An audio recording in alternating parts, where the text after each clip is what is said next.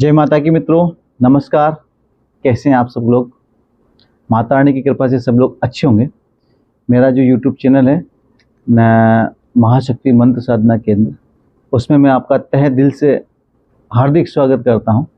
और आज जो मैं वीडियो लेकर आया हूं आपके सामने, वो वीडियो जो है वो इस पितृपक्ष से संबंधित है कि आप किस प्रकार पितृपक्ष के अंदर आप किस प्रकार मतलब तर्पण कर सकते हैं। तर्पण करने की जो शैली है वो कैसी होनी चाहिए और किस प्रकार आप पितरों को आपकी मतलब ज़्यादा से ज़्यादा खुश और प्रसन्न कर सकते हैं। हमारा जो शास्त्र कहता है, उन शास्त्रों के अनुसार पितरों को एक विशेष समय दिया गया है।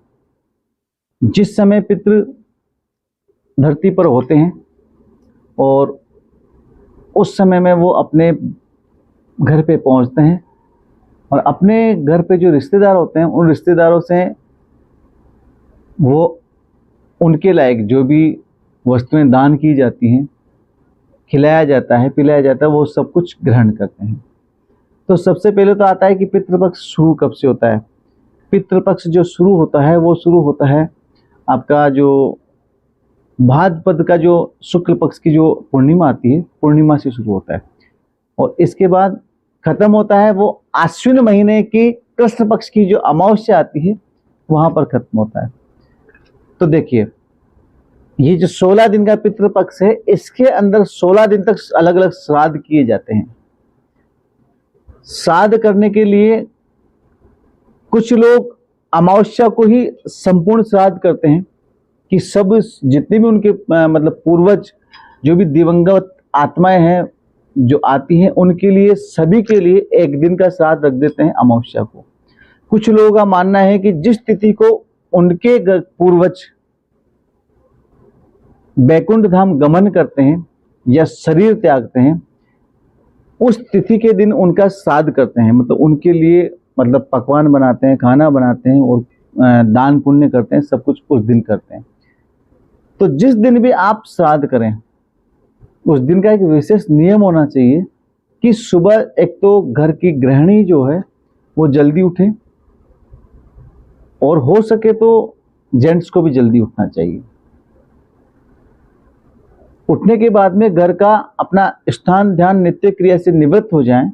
निवृत्त होने के बाद में पूरे घर के अंदर पोछा या साफ सफाई करें।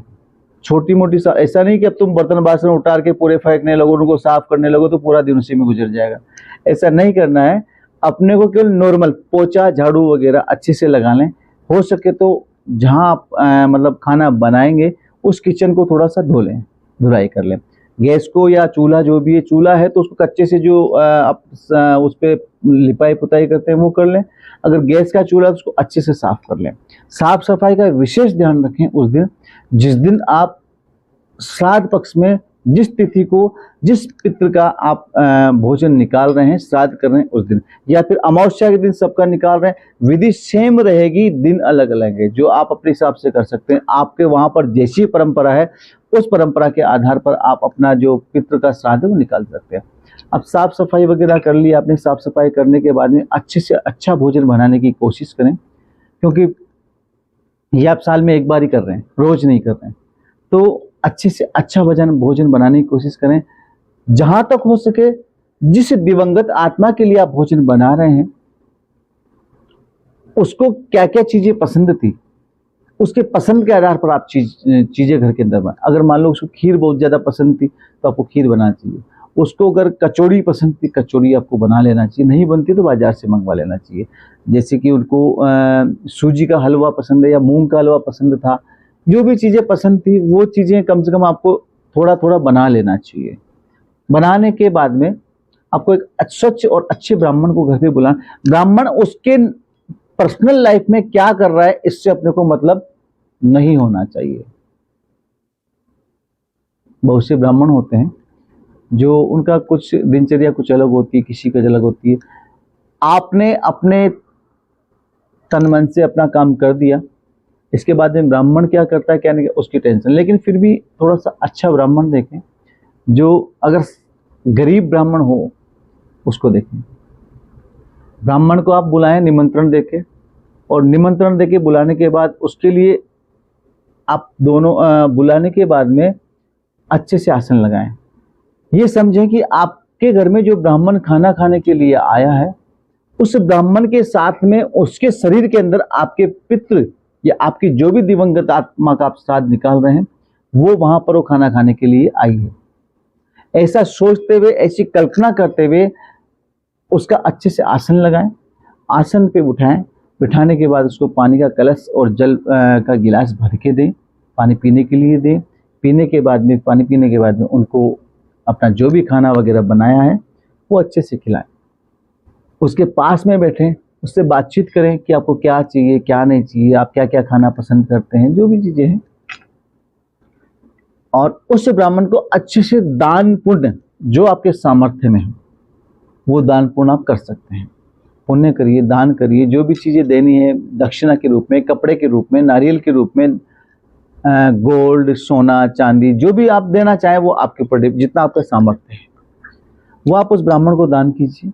दान करने के बाद उसके चरण छू के और प्रार्थना कीजिए कि हे पितृदेव, आप हमें आशीर्वाद देकर जाइए। मन में प्रार्थना करनी है, हे पितृदेव कि आप हमें आशीर्वाद देके जाइए, जिससे हमारी बगिया फलती फूलती रहे, हमारे घर के अंदर खुशियों का संसार चलता रहे, हमारी प्रकृति दिनों दिन रात और चौगनी करती रहे।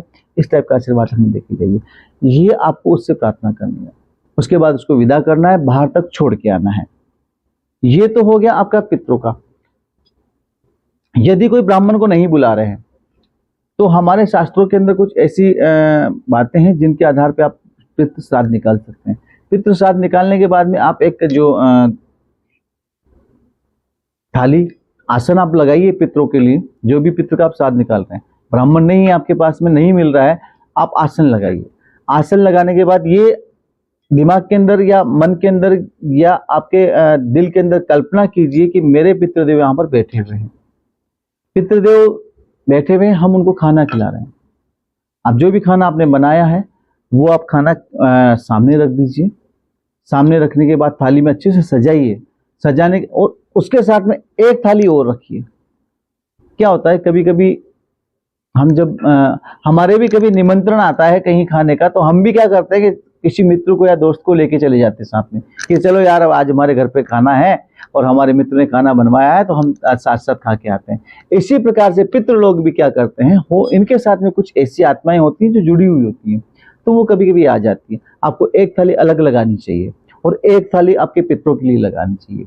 पितरों को जो थाली आपने अलग लगी उनको दोनों को बराबर परोसना चाहिए और कम से कम 10 मिनट बैठ के वहां पर ऐसा कल्पना, ऐसा ध्यान, ऐसा मन में मतलब कल्पना करनी चाहिए कि आपके पितृ वहां पर खाना खा रहे हैं। जब 10 मिनट, 5 मिनट, 15 मिनट हो जाए, उसके बाद में उसमें से सारे जो आपने मतलब भोजन के लिए उनको थाली में परोसा है, उसमें से थोड़ा थोड़ा भोजन लेकर कंडे का अंगीरा करें, लाल बढ़िया गैस में जला के, उसके ऊपर उसके नाम, पितरों के नाम से भोग लगाते हैं। भोग लगा के थोड़ा घी डाल दें, घी डाल के उसको जलने दें। जब वो पक जाए, पकने के बाद उसको जल पिला दें। जल पिलाने के बाद उनसे प्रार्थना करें, हाथ जोड़कर उनके चरण वंदन करें, उनसे बोलें कि हे पितृदेव, आप हमारे घर में पधारे हैं, आप हमारे घर के अंदर खुशियां बरसा के जाइए, हमें खुशी और संतुष्टि का, प्रगति का, समृद्धि का आश्वासन और आशीर्वाद देकर जाइए। ऐसी प्रार्थना करके जो थालियां आपने लगाई हैं उन थालियों को बाहर ले जाके जहां आपको कौवे मिल जाए, क्योंकि तो शास्त्रों में कौवों का विधान लिखा हुआ है। कुछ लोग बोलते हैं कि कौवों के रूप में हमारे पितृलोक से पृथ्वीलोक पर आते हैं और उन कौवों के रूप में ही आपका वो भोजन ग्रहण करते हैं। यदि आप कौवों के रूप में कौवे मिल जाते हैं तो कौवों को दीजिए। कुछ लोग बोलते हैं कि कौवों के माध्यम से पितरों तक भोजन पहुंचता है, तो दोनों चीजें एक ही है। अगर कौवे नहीं मिलते हैं, आपने 10 मिनट, 15 मिनट, आधा घंटा, 1 घंटा वेट किया, इंतजार किया, नहीं मिल रहे हैं, तो आप किसी भी गाय को वो भोजन दे सकते हैं। गाय को भोजन खिलाते समय ऐसी कल्पना करें कि इस गाय के शरीर के माध्यम से मेरे पितृ भोजन कर रहे हैं, और जो भी दान दक्षिणा आप मंदिर में कर सकते हैं। ये हो गया पितृ का। अब अगर आप तर्पण करते हैं, जल देते हैं पितरों को, तो जल आपको अंगूठे के माध्यम से देना होता है। कई लोग जल्दीबाजी में चढ़ाते हैं ओम पितरोभ्यो नमः, ओम पितरोभ्यो नमः। नहीं, ऐसा नहीं करना है। जो आपका अंगूठा है, हथेली के अंदर जो अंगूठे का स्थान होता है ना, ये अंगूठे का स्थान पितृ तीर्थ के नाम से जाना जाता है। जो अंगूठे वाला स्थान होता है ये पितृ तीर्थ के नाम से जाना जाता है। और इस पितृ तीर्थ पे की तरफ से हम जब जल देते हैं पितरों को, उस समय वो जो पितृ तीर्थ के ऊपर से निकलता है तो पितरों की आत्मा को तृप्ति मिलती है, शांति मिलती है, सुकून मिलता है। तो जब भी आप तर्पण करें तब आप अंगूठे की तरफ से, आपको जैसे कि कोई भी जल लेना है तो जल लेके आपको इस टाइप से छोड़ना है, इस टाइप से छोड़ना है। मुख आपका दक्षिण दिशा में होना चाहिए। और जब भी आप तर्पण करें तो आपकी जो अनामिका उंगली है, इस अनामिका उंगली के अंदर जो कुशा होती है, कुछ लोग डाब बोलते हैं, कुछ लोग कुशा बोलते हैं, कुछ लोग कुश बोलते हैं, जिधर जैसी भी भाषा हो उस हिसाब से आप समझ लीजिए। तो कुशा को आप लेकर उसकी एक अंगूठी बनाकर आप रिंग फिंगर में, जो आपका ये अनामिका उंगली, इसमें पहन लीजिए। इसमें पहन के, इसमें क्या होता है, अब आप पूछेंगे हम डाब या कुशा ही क्यों लें, और भी घास है, और भी बहुत सी चीजें ले सकते हैं। नहीं, जो कुशा होती है, कुशा के अंदर जो ऊपर का हिस्सा कुशा का होता है, जो ऊपर का जो हिस्सा होता है, उसके अंदर ब्रह्मा का निवास होता है। बीच का जो हिस्सा होता है उसके अंदर विष्णु का निवास होता है। और जो उसकी मूल होती है, मूल के अंदर शंकर का, ब्रह्मा विष्णु महेश तीनों का निवास होता है। तो इसके आधार पर जो जल जाता है वो ब्रह्मा विष्णु महेश के निमित्त अपने पितरों को प्राप्त होता है, जिससे कि आपको, आपके पितृ शांत होते हैं, आपके पितृ दोष कई हद तक कम हो जाता है, कमजोर पड़ जाता है। तो ये जो चीजें मैंने बताई है इसका विशेष ध्यान रखते हुए, और हाँ, जहां तक हो सके पूरे श्राद्ध पक्ष